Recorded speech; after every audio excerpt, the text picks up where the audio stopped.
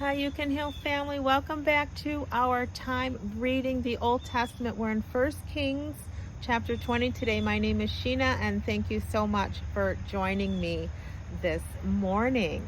It says, first victory over Aram. Now King Benhadad of Aram mobilized his army, supported by the chariots and horses of 32 allied kings.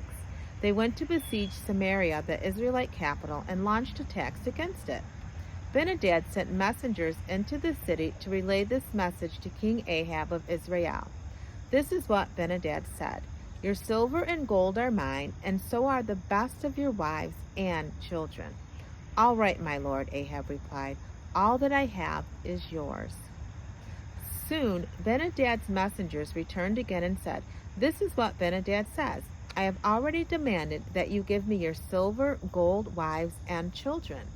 But about this time tomorrow I will send my officials to search your palace and the home of your people.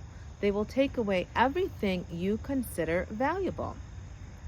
Then Ahab summoned all the leaders of the land and said to them, Look how this man is stirring up trouble. I already agreed when he sent the message demanding that I give him my wives and children and silver and gold. Don't give it to any more, demands the leaders and the people advise.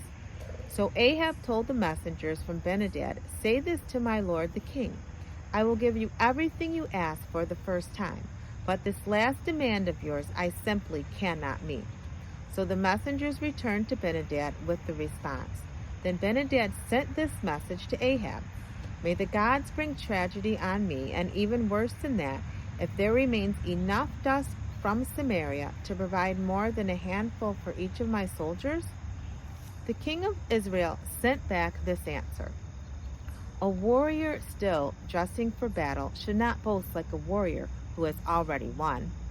This reply of Ahab's reached Benhadad and the other kings as they were drinking in their tents. Prepare to attack, Benhadad commanded his officers, so they prepared to attack the city. Then a prophet came to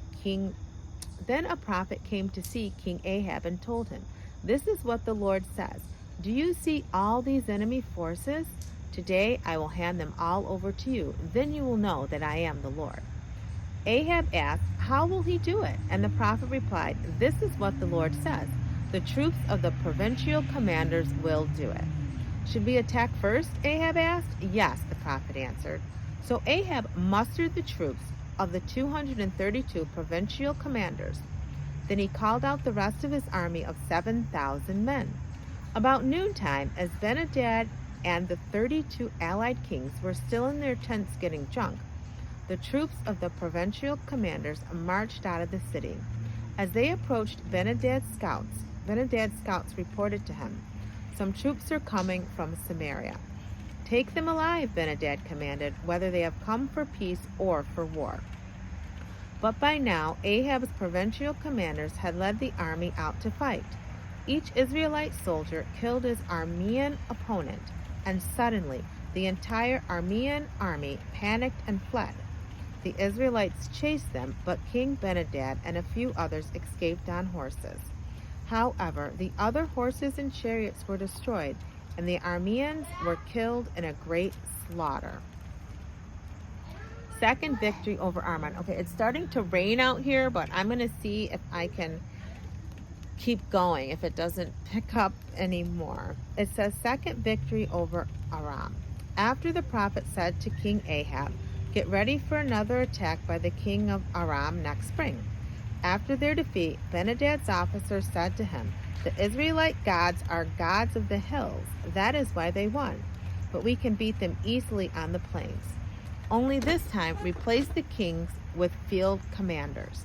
Recruit another army like the one you lost, give us the same number of horses, chariots, and men, and we will fight against them in the plains. There's not a shadow of a doubt that we will beat them. So King Benhadad did as they suggested. The following spring, he called up the Aramean army and marched out against Israel, this time to Aphek. Israel then mustered his army, set up supply lines, and moved into battle. But the Israelite army looked like two little flocks of goats in comparison to the vast Aramean forces that filled the countryside. Then the man of God went to the king of Israel and said, "This is what the Lord says. The Arameans have said that the Lord is a God of the hills and not of the plains. So I will help you defeat this vast army. Then you will know that I am the Lord." The two armies camped opposite each other for 7 days, and on the seventh day the battle began. The Israelites killed 100,000 Aramean foot soldiers in one day. The rest fled behind the walls of Aphek, but the wall fell on them and killed another 27,000. Ben-Hadad fled into the city and hid in a secret room. Ben-Hadad's officers said to him, "Sir, we have heard that the kings of Israel are very merciful, so let's humble ourselves by wearing sackcloth and putting ropes on our heads. Then perhaps King Ahab will let us live." So they put on sackcloth and ropes and went to the king of Israel and begged, "Your servant Ben-Hadad has said, 'Please let me live.'" The king of Israel responded, "Is he still alive? He is my brother." The men were quick to grasp at this straw of hope, and they replied, "Yes, your brother Ben-Hadad." "Go and get him," the king of Israel told them. And when Ben-Hadad arrived, Ahab invited him up into his chariot. Ben-Hadad told him, "I will give back the towns my father took from your father, and you may establish places of trade in Damascus, as my father did in Samaria." Then Ahab said, "I will let you go under these conditions." So they made a treaty, and Ben-Hadad was set free. Meanwhile, the Lord instructed one of the group of prophets to say to another man, "Strike me." But the man refused to strike the prophet. Then the prophet told him, "Because you have not obeyed the voice of the Lord, a lion will kill you as soon as you leave me." And sure enough, when he had gone, a lion attacked and killed him. Then the prophet turned to another man and said, "Strike me." So he struck the prophet and wounded him. Now, I wonder why he would say that.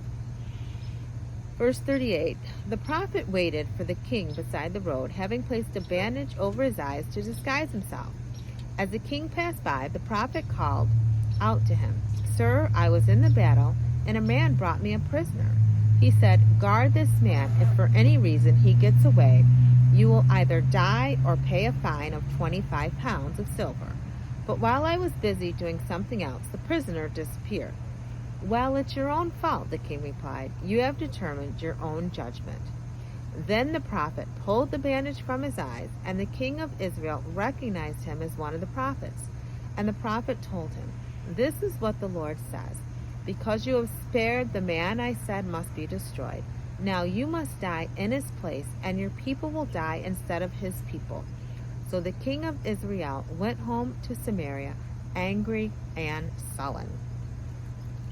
And that is chapter 20, the victory over Aram.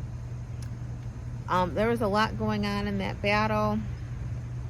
I really can't say too much about it today, if I'm being honest with you.